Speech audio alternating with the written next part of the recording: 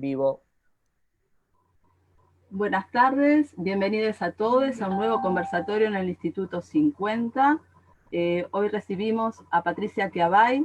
Patricia es doctoranda en educación de la Universidad de San Andrés, magíster y especialista en educación de la misma universidad. Su línea de investigación se ha centrado en políticas de inclusión y de género en educación.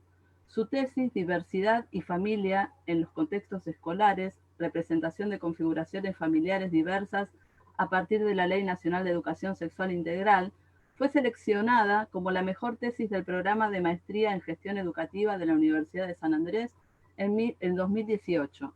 Patricia también es licenciada en lengua inglesa de la Universidad del Litoral, profesora de inglés del Instituto de Educación Superior en Lenguas Vivas, Juan Ramón Fernández, y es especialista en análisis del discurso de la misma institución.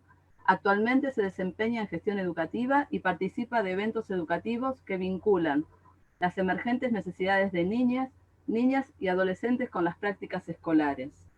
Hoy nos va a acompañar en el conversatorio llamado Configuraciones familiares diversas en contextos escolares. También nos acompañará Tamara, facilitadora visual. Estudió, entre otras disciplinas, arquitectura interior, pero en el camino exploró las carreras de arte, psicología, comunicación y publicidad. Fue alfabetizadora y viajera. Trabajó años como profesora de inglés. Hoy escucha, comunica y facilita visualmente a través del arte, ayudando a las personas y a los equipos a hacer visible lo invisible. Su labor incluye una activa participación como facilitadora visual en ámbitos educativos, sociales, corporativos y gubernamentales, generando contenidos gráficos, plantillas y cosechas visuales. Tamara está del mismo modo abocada a la educación a través de la coordinación de talleres de pensamiento visual, facilitación visual y toma de apuntes visuales. Tenemos el honor de tener este conversatorio hoy, así que los dejo para que lo escuchen atentamente. Muchísimas gracias por la presentación. Bueno, en primer lugar, gracias al Instituto Superior de Formación Docente número 50 de Berazategui por la oportunidad de poder compartir este espacio en estas jornadas ESI. Gracias también a Tamara Kostetsky por estar acompañándome en este día para poder realmente hacer una difusión de algunos mensajes que entiendo nos convocan a todos a estar compartiendo estas jornadas durante estos días. Y agradezco también a todos y todas quienes están aquí en estos entornos virtuales para compartir esta conversación que es el producto de una investigación propia finalizada en el año 2018 titulada Diversidad y familia en contextos escolares, que toma como punto de partida los textos escolares y de literatura que circulan en los contextos escolares y que refieren a la representación de lo que entendemos por familia, que es justamente uno de los contenidos propuestos por la Ley Nacional de Educación Sexual Integral, vinculada obviamente con la dimensión de la diversidad. A partir de ello, la idea de este conversatorio es poder compartir con ustedes esta investigación y generar a partir de ella un intercambio, ¿sí?, que podremos transitar al finalizar esta presentación.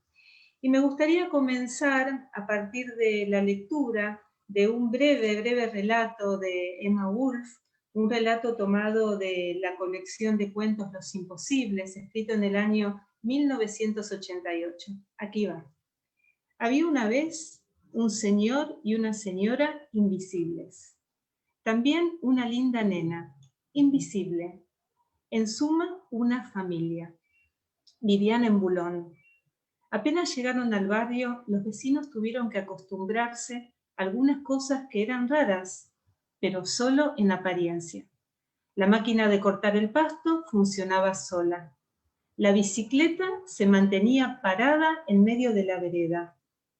Todo el mundo reconocía a los invisibles por el perfume, y por el perfume los saludaba en el barrio, ya que la familia tenía siempre un rico olor a talco de azucenas.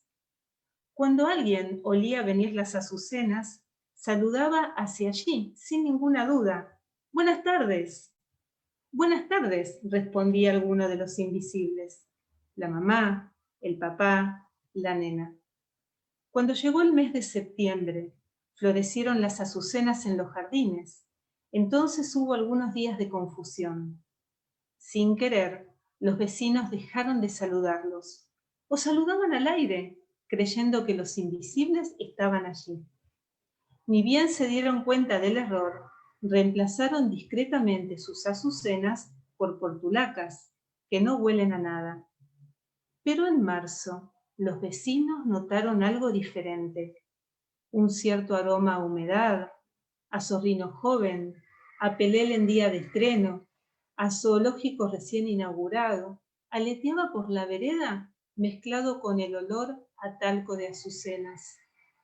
El barrio entendió enseguida. Se alegraron mucho y felicitaron sinceramente a la familia. El nuevo bebé invisible tomaba leche de una teta invisible, pero en todo lo demás era igual a todos los demás bebés. Este relato lo traigo como para ponernos a pensar en cómo Emma Wolf, ya en el año 1988, nos invita a establecer una conexión entre percibir, conocer y reconocer, como asimismo a relativizar cualquier concepción del mundo basada en reduccionismos o en la supresión de lo heterogéneo.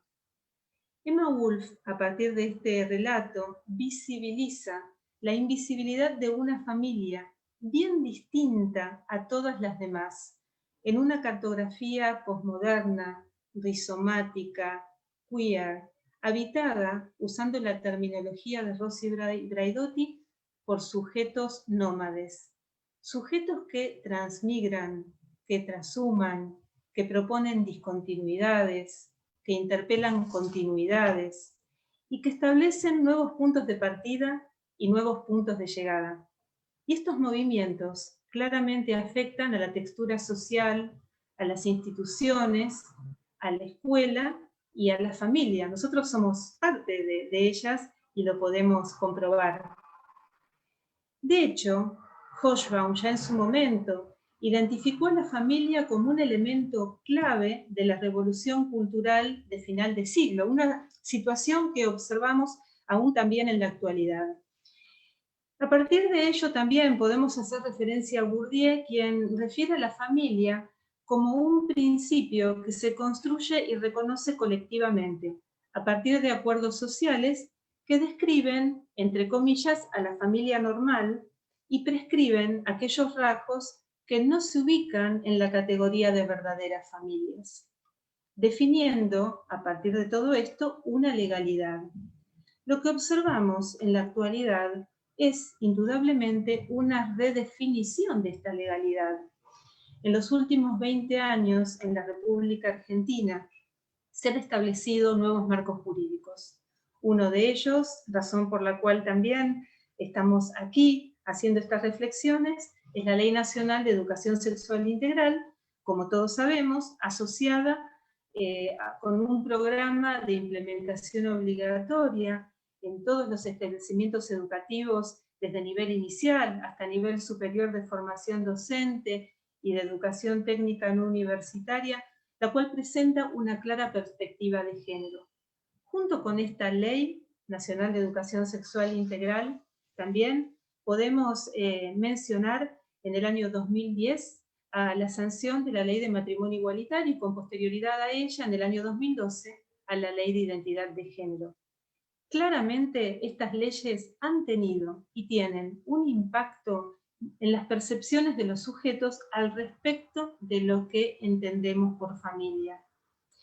Y si yo hoy los tuviera de forma directa aquí alrededor mío y les preguntara, ¿qué entienden ustedes por familia? Seguramente obtendría una respuesta distinta de cada uno de ustedes. Habría tantas respuestas como personas hay en esta reunión. Al respecto de ello, lo que podría decir es que a pesar de tener cada uno de nosotros distintas representaciones, hay algunos supuestos que circulan o que han circulado tradicionalmente y que ahora se están deconstruyendo. Uno de estos supuestos es el supuesto de filiación, a partir del cual se le asignan unos hijos, hijas, hijes, a algunos padres, madres, sadres. Otro supuesto es el de residencia compartida, indudablemente. Y un tercer supuesto también es la noción de matrimonio heterosexual. Pero es claro que estos supuestos ya no circulan en las configuraciones familiares con las que convivimos diariamente. Y de hecho en la actualidad podemos observar configuraciones familiares que se distancian del clásico estereotipo de familia, como ser familias monoparentales, homoparentales, multireligiosas, multiculturales, intergeneracionales, con hijos, hijas, hijes adoptivos, familias que han acudido a la fertilización asistida, familias ensambladas, familias numerosas, y etcétera, etcétera, etcétera. Estas configuraciones familiares obviamente pueden observarse en la sociedad actual, pero volviendo al cuento de Emma Wolf del inicio, lo que podemos también concluir es que esta conexión que ella nos propone en ese relato, que es el de percibir, conocer y reconocer, el reconocimiento como acto, muchas veces no se da. En realidad aquí hay algún tipo de, obviamente, dificultad, inconveniente acerca de este ejercicio. Referido a esto, podríamos decir que para Axel Honneth los conceptos de visibilidad y de invisibilidad están vinculados con la idea del reconocimiento, y que el reconocimiento va más allá del conocimiento, en el sentido de que el reconocimiento va más allá del acto cognitivo. El reconocimiento en realidad incluye actos expresivos, acciones, intervenciones. Lo que sucede muchas veces es que hay fallos en el acto del reconocimiento. Según Todorov, dos especialmente. Uno de ellos es el rechazo y el otro es la negación. El rechazo, que se traduce en el acto de dar cuenta de la existencia de una situación, de una persona, de una circunstancia, pero apartarla. En lo que refiere a la negación, lo que podríamos decir es que lo que se hace es invisibilizar u ocultar, ¿sí?, situaciones, circunstancias, personas, debido a distintos factores. El trazo del rechazo, lamentablemente, dibuja realidades que quedan fuera de las convenciones sociales. Al respecto de esto, Martha Nussbaum, en su trabajo El ocultamiento de lo humano, describe una tendencia del ser humano de ocultar aspectos o circunstancias que se asocian con ideas de contaminación, de impureza o de imperfección. Ante esta disposición, muchas veces que observamos, lamentablemente, nos preguntamos qué sucede al respecto del reconocimiento de configuraciones familiares diversas en los textos y en los contextos escolares, cuando en muchas circunstancias abunda el prejuicio. Y de allí surge el objetivo de nuestra investigación.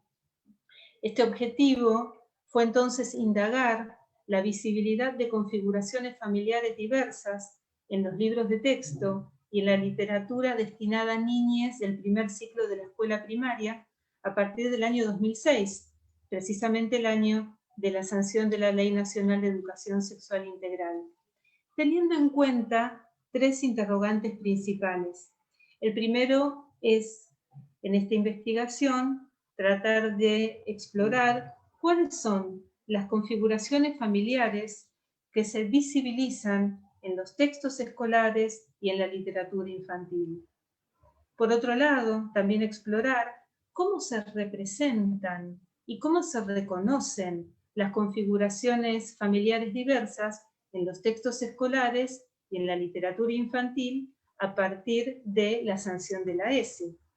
y en qué medida divergen estas representaciones de familia en los textos escolares y, a su vez, en la literatura infantil. Para llevar adelante esta investigación, se desarrolló un análisis documental de un corpus de textos, dividido en dos partes. Por un lado, una parte compuesta por libros de texto. Libros de texto producidos por 3 de las editoriales de más difusión en la República Argentina, entendiendo que los libros de texto, según Catalina Weinerman, son receptáculos de los contenidos ideacionales oficiales. Un libro de texto está en general diseñado de modo tal de poder lograr una cobertura de los contenidos curriculares determinados en los ámbitos educativos. Así que nos resultó significativo poder mirar qué sucedía entonces con los libros de texto, en tanto entonces receptáculos ideacionales de estos dispositivos. Y por otro lado, el corpus estuvo también constituido por libros de literatura que al momento de comenzar la investigación se hallaron a partir de la búsqueda de catálogos de librerías destinadas especialmente al colectivo feminista y a las disidencias sexuales. Se buscaron en los catálogos entonces textos que abordaran la temática de familia. También comparto que en la actualidad, 2 años después de haber terminado la investigación, estos libros que fueron investigados ya pueden ser vistos en las librerías regulares. Así que lo que vemos también felizmente es que a pesar de que la Ley Nacional de Educación Sexual Integral no esté implementada en su totalidad en todos los ámbitos educativos, está habiendo movimientos y está generando una producción distinta en lo que refiere a libros y textos escolares, y también obviamente conversaciones comprometidas y controvertidas al respecto de distintas temáticas. Y bien, entonces en este Manos a la Obra, que fue el desarrollo de la investigación, concluimos con algunos hallazgos que nos interesa compartir en esta reunión de hoy, también para poder de alguna manera retomar al momento del intercambio de preguntas y de respuestas. En lo que refiere a los libros de texto, no se produce la visibilización de algunos tipos de configuraciones familiares diversas, particularmente de familias con sexualidades disidentes y familias, por ejemplo, que han acudido a la fertilización asistida. Del mismo modo, ¿sí?, en los libros de literatura podemos decir que a pesar de que en algunos de los casos no se produce una total evidencia de la presencia de una totalidad de representación de configuraciones familiares diversas, sí aquí hay una mayor representación y en este sentido entonces poder también compartir con ustedes algunos de estos hallazgos. Como podrán ver, la literatura infantil, entonces, la literatura producida para niñas del primer ciclo de la escuela primaria, incluye libros que abordan temáticas como, por ejemplo, la fertilización asistida, ¿sí? Esto es interesante para poder ver.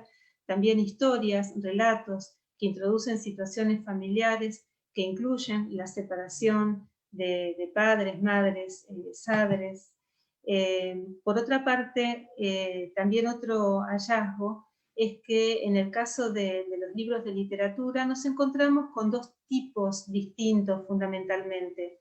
Algunos libros que contienen historias y algunos otros libros que contienen la referencia a distintas configuraciones familiares y, como ven aquí, con algunas burbujas de diálogo, cuadros de texto que proponen un intercambio con los y las pequeños lectores y también obviamente con sus familias, a partir justamente de que en estas edades la lectoescritura no está del todo desarrollada.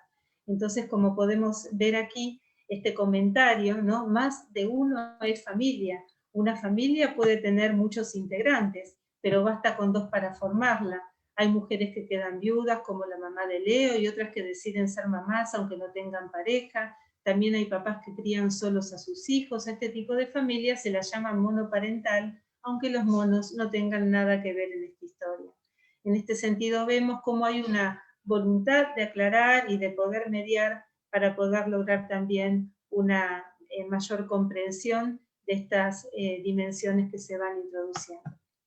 Al mismo tiempo también podemos ver tipos de libros que reproducen esta modalidad, hasta también llegar a algunos, como este que estamos viendo ahora, que contiene básicamente ilustraciones, ¿sí? En páginas que permiten ser pasadas una después de la otra, como para ver a partir de ilustraciones, así como está haciendo ahora Tamara, combinando ilustración y texto, estas configuraciones familiares diversas. Vemos entonces aquí una serie de libros que han sido explorados hasta llegar a este, titulado Sueños de Familia, que fíjense también introduce la temática de hijos, hijes concebidos por técnicas de reproducción asistida. Y este, por ejemplo, que aborda también la temática de la adopción. Y por último, este es un libro que pertenece a una colección, la colección Esta es mi familia. El título de este libro es Se pegaron los fideos, lo que es interesante también poder compartir con ustedes, y esto también como resultado de la investigación, entre los hallazgos que podemos compartir, es que aquí, ¿sí?, lo que se presenta es una situación de un papá Eduardo, que está cocinando y de repente tiene dificultades para hacer ese plato de fideos y llama a papá Martín, ¿sí?, quien se acerca a colaborar, a hacer la cena. Entonces, este es un punto que también quisiéramos compartir, que es justamente que estas situaciones de configuraciones familiares diversas no aparecen, ¿sí?, como con un nudo de conflictividad. Esto aparece en muchas de otras historias, ¿sí? En este sentido, entonces, también compartir esto como hallazgo, ya que de alguna manera presenta, obviamente, una disposición al respecto de los abordajes de estas temáticas. Y para hacer referencia a esto, al modo de abordajes y la literatura, pensar también, ya trajimos a Emma Wolf, pero también pensar en otros escritores que han iniciado este camino de interpelación al respecto de temáticas que se consideraban adecuadas o no para niñes, poder citar en este caso a Carola Hermida en una producción de Stapich y Cañón, en donde ella define que en la actualidad la literatura para niños es como el rugido de picaflores, ¿sí? Una metáfora bien interesante, ¿sí?, ya que en algún momento se esperaba que la literatura para niños fuera bella y que no generara ni conflictos ni dudas. Se les pedía que fuera tan hermosa y tan silenciosa como los picaflores, pero a partir de María Elena Walsh justamente se produce un quiebre en este didactismo de las obras infantiles, y muchas producciones entonces empiezan a adoptar un punto de partida distinta. Y bueno, y al respecto de ello, Hermida también habla de esto, de la literatura como picaflores que rugen, porque en sus textos lo pequeño, lo marginal, lo vulnerable se transforma en lo central y tal vez en lo poderoso. En ellos se asoma entonces el dolor, la falta, la injusticia, la diversidad, en síntesis la posibilidad de referenciar una miríada de realidades. Y bueno, esto sí se va evidenciando entonces en estos libros de literatura que tuvimos la oportunidad de explorar. Y en este estudio también se han mirado los roles de género. Y lo que observamos es que también aquí hay diferencias entre los libros de texto y los libros de literatura.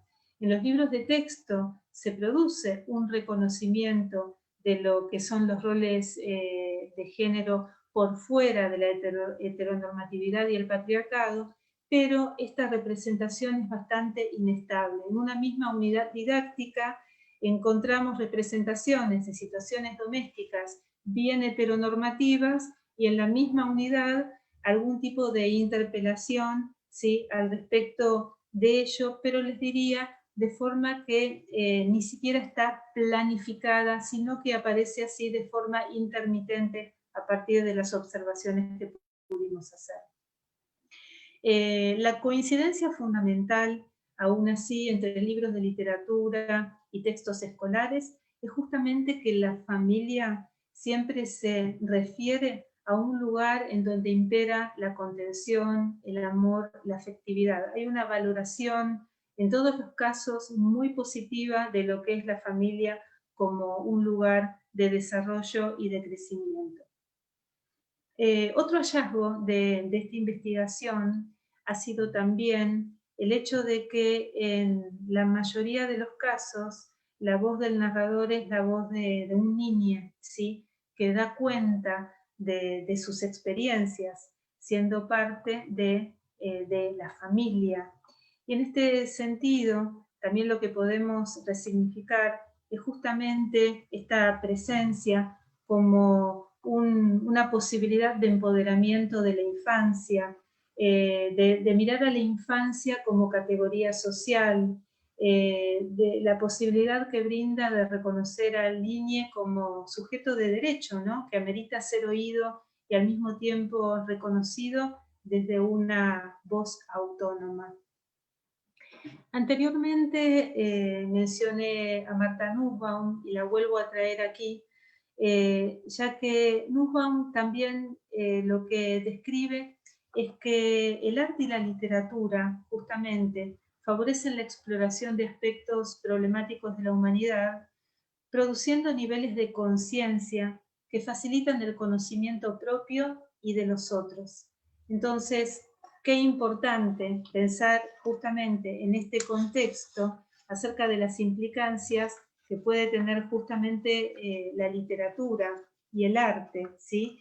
En este sentido, entendemos que las intervenciones discursivas, desde lo que es la perspectiva de la teoría de los actos del habla y la performatividad del lenguaje, pueden contribuir realmente significativamente a visibilizar y por ende a favorecer el reconocimiento de las diversas cartografías familiares de las niñas en las escuelas.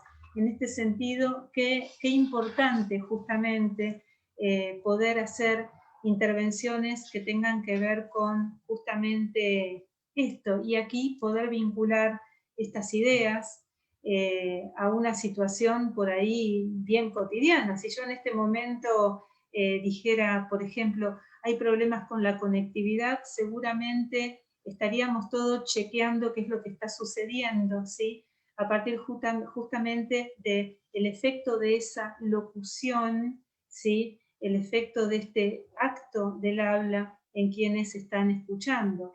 Y podríamos entonces vincular esta dimensión con dos aspectos también traídos por Bakhtin, ¿sí?, que también consideramos relevantes al momento de pensar en la literatura y en los textos escolares, ya que ellos son parte, ¿sí?, de un todo del cual emergen, un todo social, un todo que está recorrido por distintos fenómenos y te van haciendo posible esas producciones textuales, a partir justamente del concepto de la heteroglosia, a partir también del concepto del dialogismo. Los textos dialogan entre sí, los textos crean realidades, ¿sí?, a partir justamente de lo que es también la narratología dialógica, ¿sí?, esta posibilidad que nos brindan de interlocución, textos entre sí y nosotros entre nosotros mismos y también con estos textos.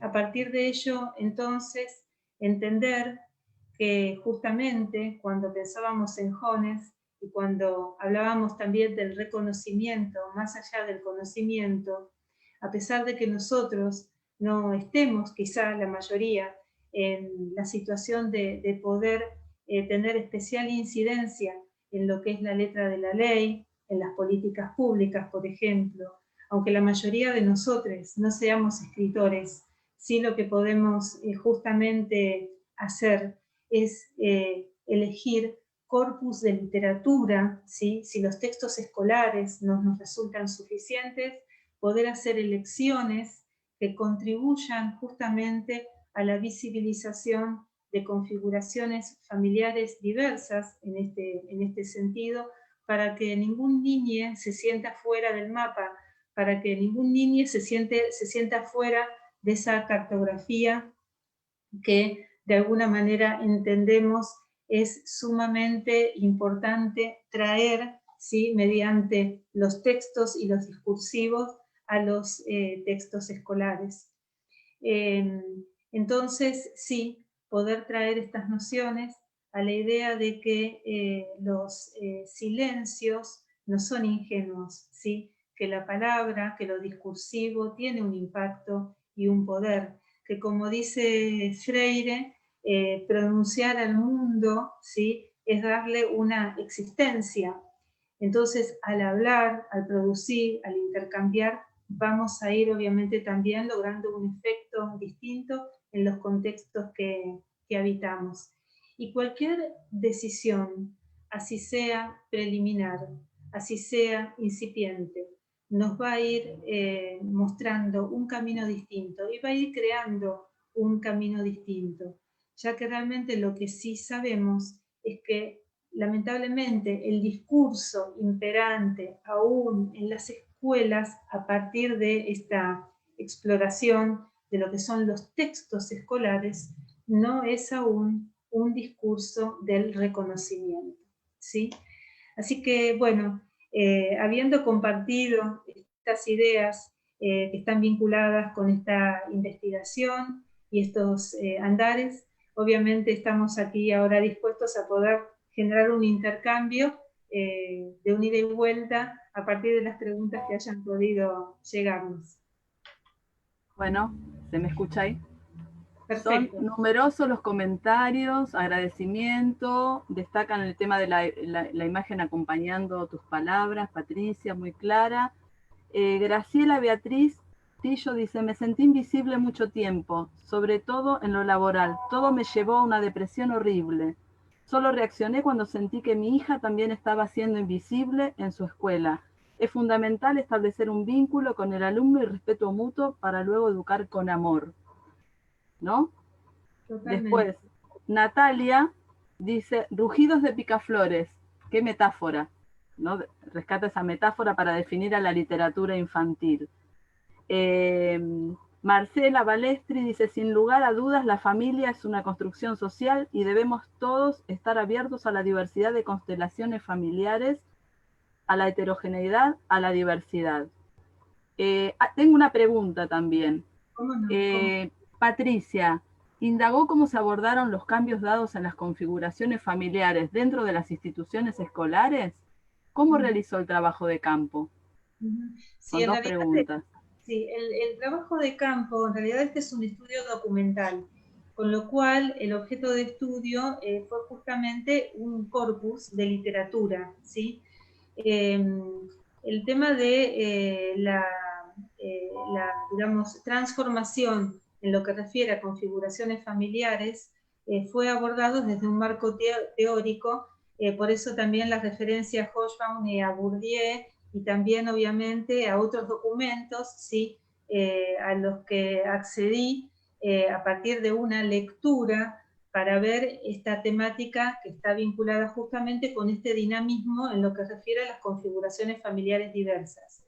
Pero el objeto específico de estudio justamente fue el análisis documental para ver justamente cómo luego del pedido de la Ley Nacional de Educación Sexual Integral que se introdujeran estos temas en la currícula, esto se daba o no se daba, o esto se da o no se da. Así que digamos que la investigación justamente fue acerca de qué había sucedido en los textos a partir de este requerimiento de la ley.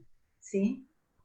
Con respecto a eso, María Alejandra dice, a través de la literatura se pueden trabajar todas las realidades, problematizando, resignificando, empoderando a la palabra. Totalmente.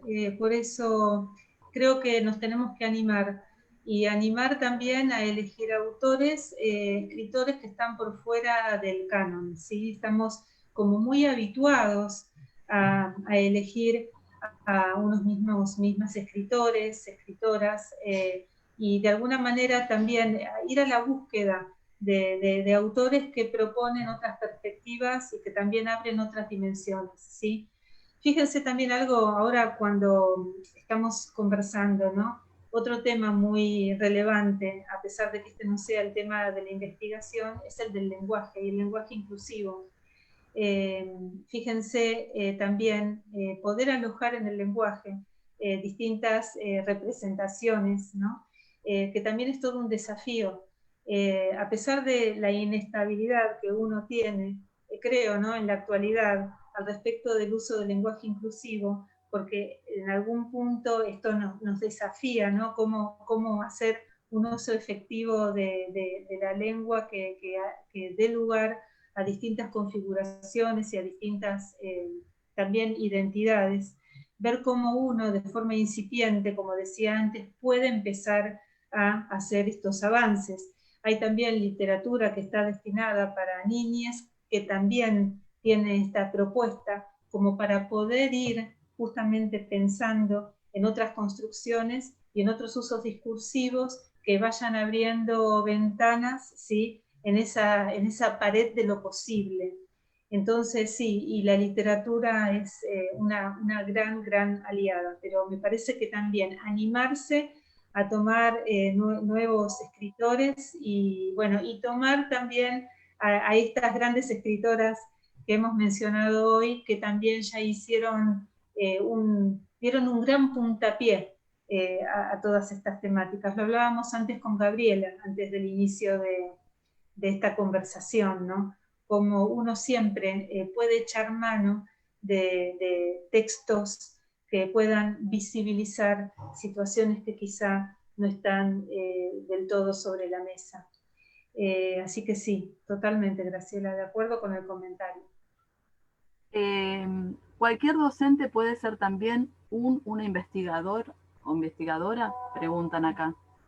Yo diría que cualquier persona, sí, puede ser investigador, investigadora. Creo que el punto de partida es darle rienda suelta a la curiosidad y avanzar. Obviamente que hay espacios formales en donde uno se puede nutrir de herramientas que van a colaborar para el desarrollo de esas investigaciones si uno las quiere formalizar. Esto desde ya, ¿no? Es decir, nosotros también acá estamos en un ámbito educativo, en un espacio de formación docente, entendemos que la formación es totalmente necesaria, ¿no? Pero sin desconocer obviamente que también cada uno de nosotros tiene un potencial y una necesidad y pasiones que pueden dar justamente cabida para estos desarrollos.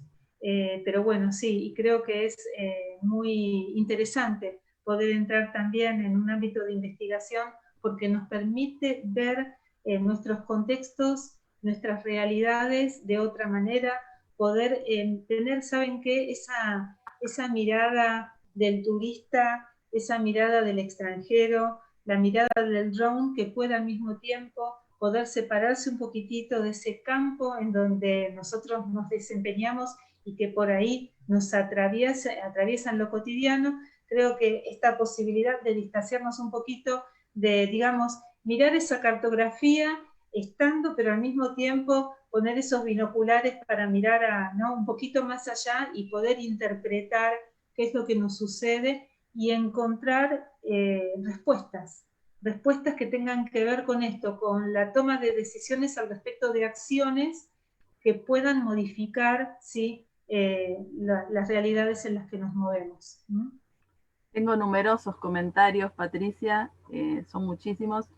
Dice Lili Lu, que nuestros niños, niñas puedan poner en palabras sus emociones, sus miedos, experiencias, generar en las instituciones los espacios de intercambio con la literatura como la herramienta de visualización de las diversas configuraciones de familia, entre otras que plantea la ESI. Totalmente. Saben que también la ESI está muy vinculada, en algunas instituciones esto se vincula muchísimo con lo que es la educación emocional, acá a partir de este comentario, ¿no?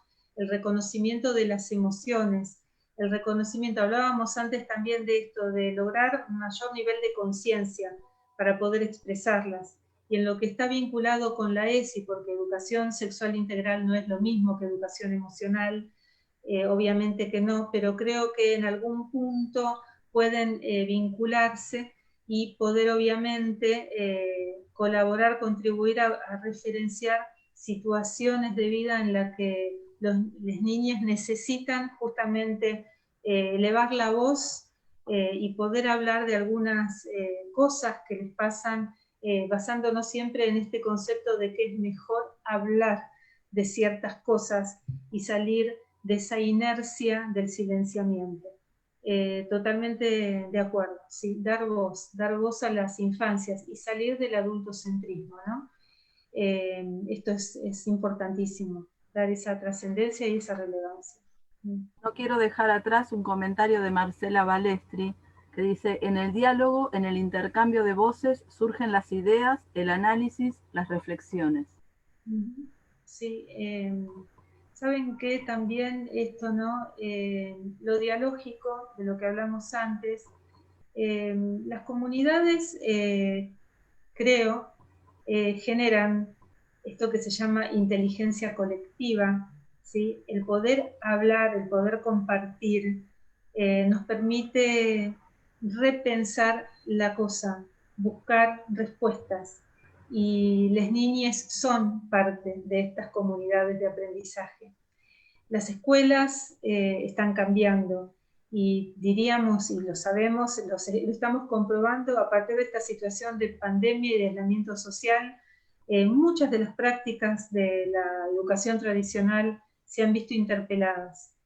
Y justamente, ¿sí?, esto que está señalando a partir de este comentario es totalmente así, ¿no? Creo, a mi parecer, el poder dar voz nos permite ser partícipes de construcciones colectivas y de tomar decisiones juntos. Cuanto más compartamos la toma de decisiones, más responsables nos sentimos.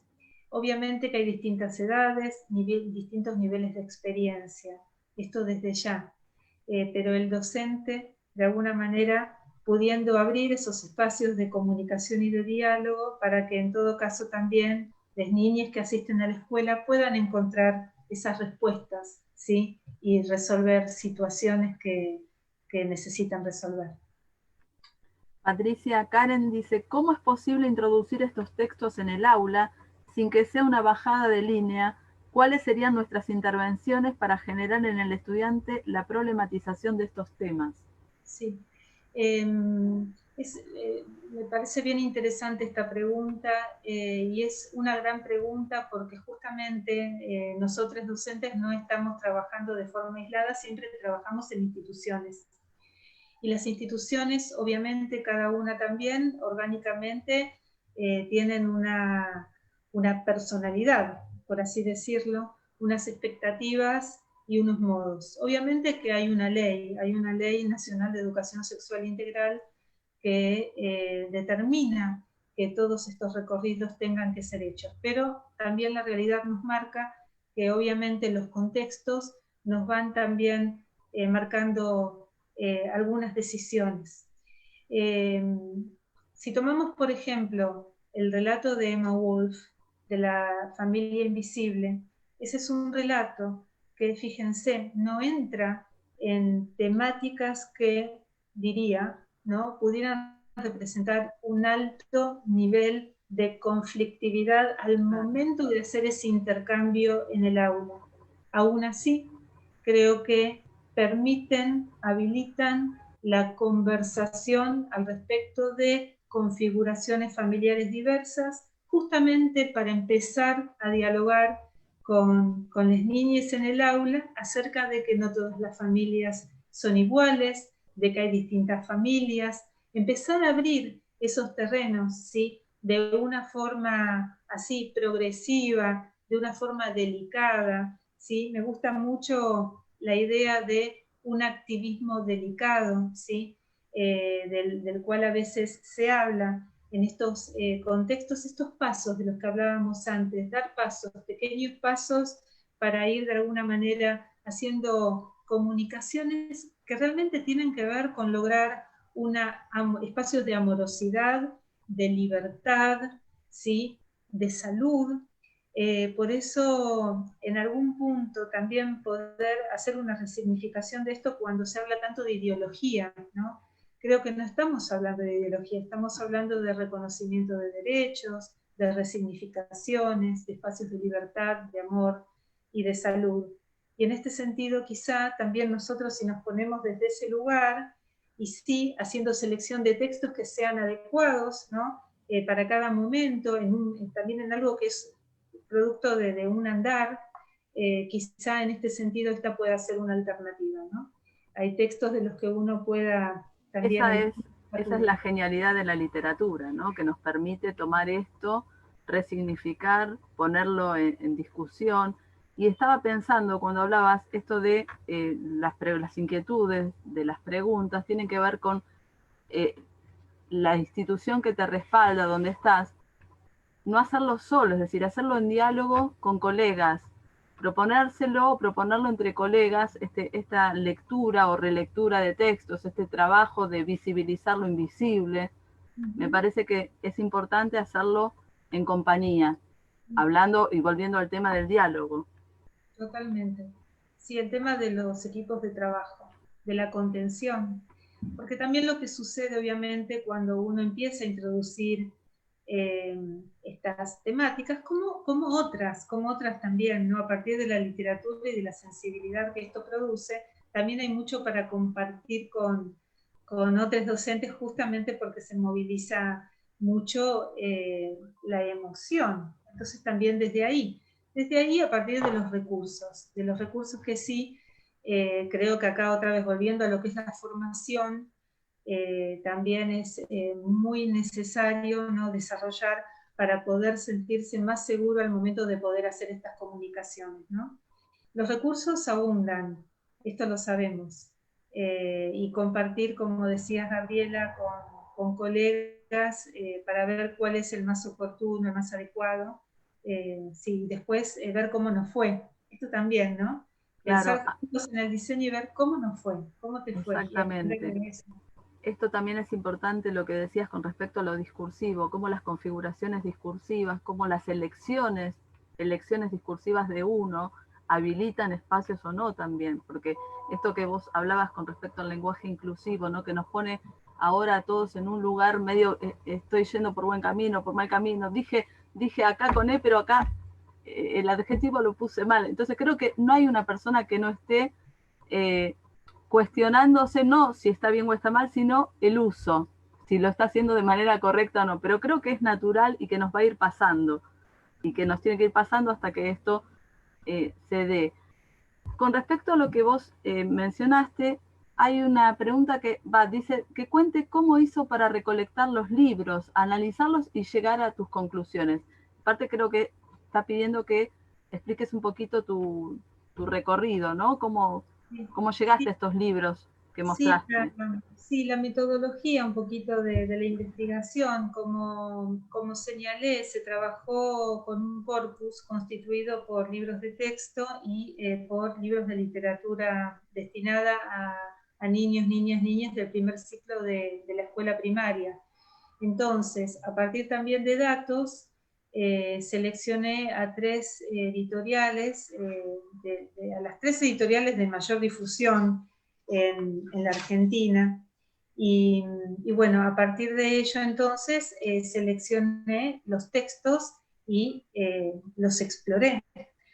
Y al respecto de los libros de literatura infantil entonces, lo que sucedió fue esto: cuando empezó la investigación y al ir a las librerías regulares, no encontraba demasiados libros de literatura infantil que abordaran la temática de familia y diversidad. En cambio, en las librerías destinadas al colectivo feminista y a las disidencias sexuales, sí. Entonces, allí empecé a constituir mi corpus. Y luego, bueno, elaborar grillas de análisis en donde justamente lo que se miraban eran los textos, las ilustraciones también en este tipo de literatura son aspectos a tener muy en cuenta, ¿sí? Porque uno ve allí escenas familiares, escenas cotidianas.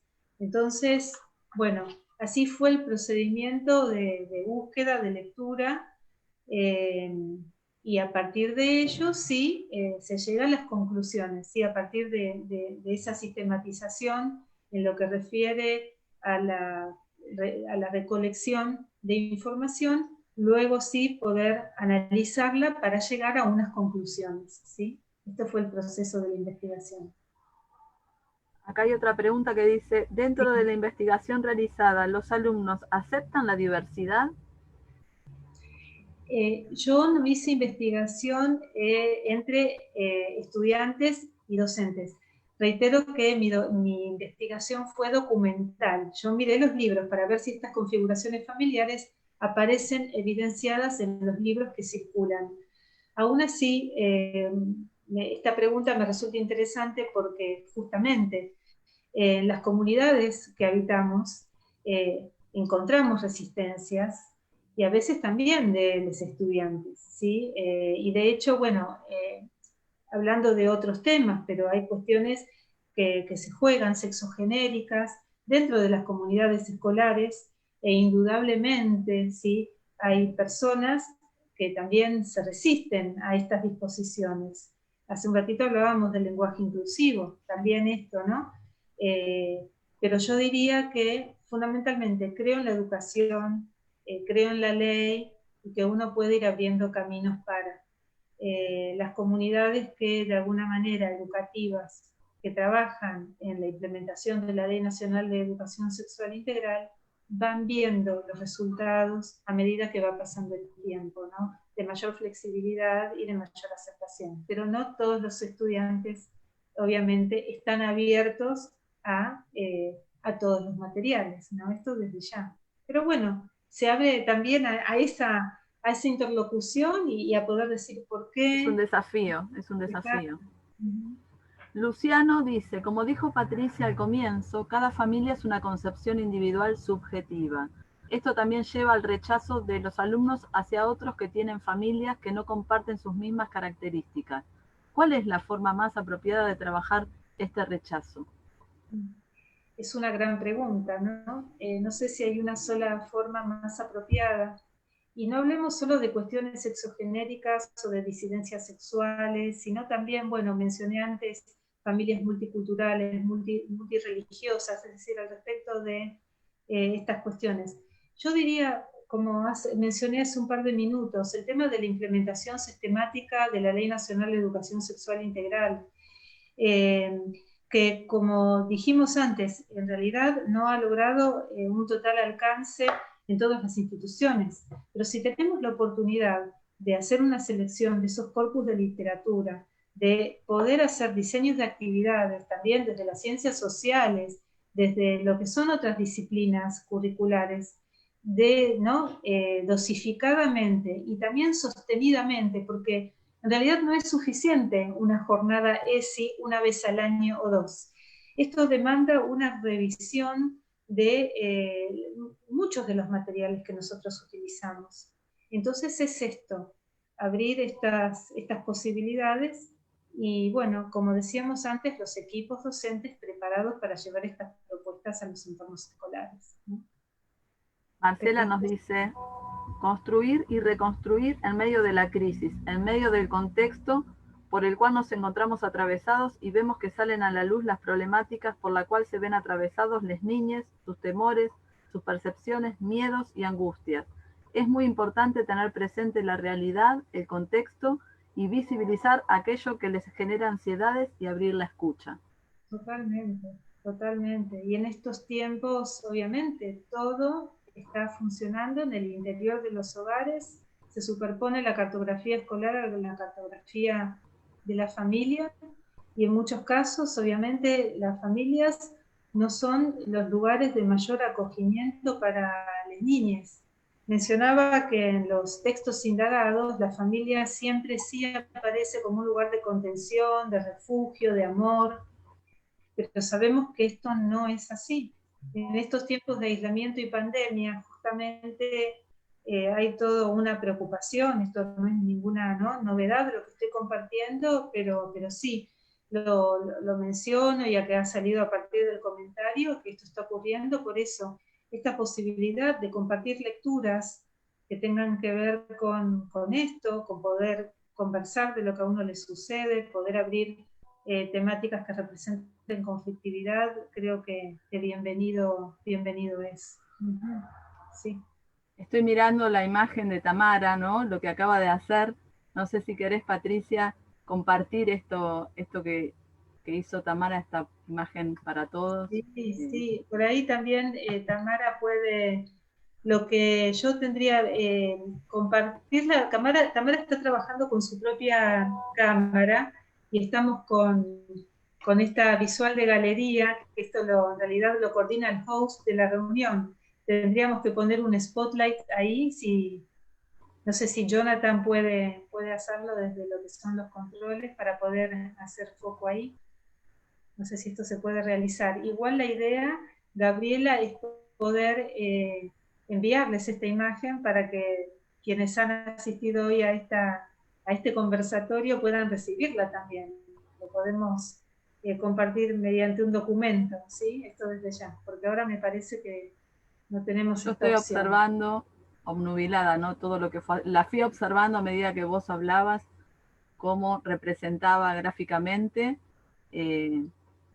Así que, bueno, Sí. en nombre del instituto te agradezco tu calidez, tu claridad para presentar el tema y cómo lo fuiste investigando, la generosidad, ¿no?, en explicar todo esto. Y nada, te agradezco mucho, porque es muy importante estos espacios y que haya gente que participe, que comparta, ¿no?, sus saberes. Esto hace que las cosas avancen y crezcan en la medida que Gracias a se den. ustedes por el espacio. Gracias por la calidad que también realmente hemos recibido. No sé, Tamara, si querés aparecer ahora. Hemos visto Vos. las manos de Tamara, No, ¿no? Dice. Tamara dice que no, Tamara dice que no.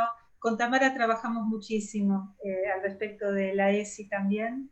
Y esto, ¿no? La visibilización que permiten también, que permite la facilitación visual. Un ejercicio muy lindo es esto, ¿no? Pedirle a las niñas que puedan dibujar. ¿Qué es para ellos una familia? ¿Qué es una familia? Dibujar una familia y a partir de eso empezar a conversar acerca de lo que son diversas configuraciones familiares, ¿no? Eso también es una posibilidad. Bueno, ahora es como que me fui un poquito del tema del cierre y del agradecimiento, pero quería traer la experiencia que también tenemos con Tamara, que nos va dando cuenta de que se puede. Y bueno, esta es una gran acción la que están desarrollando ustedes en el instituto. Y bueno, gracias por habernos permitido difundir estos mensajes y estar en contacto. No, gracias a vos, Patricia, por estar, por ser parte. Y les recuerdo a todos que nos queda un conversatorio a las 18 horas con María Labate, exalumna, y Florencia Hernández, que van a hablar de la ESI y más allá de los cuentos. Así que están todos invitados. Muchísimas gracias. Buenas tardes. Gracias a todos quienes han estado aquí. Y bueno, seguimos en contacto de algún modo. Aquí Gabriela, Jonathan tienen los contactos y bueno, si quieren continuar conversando, obviamente disponibles para hacerlo. Un gusto, Patricia. Buenas tardes, mucha suerte.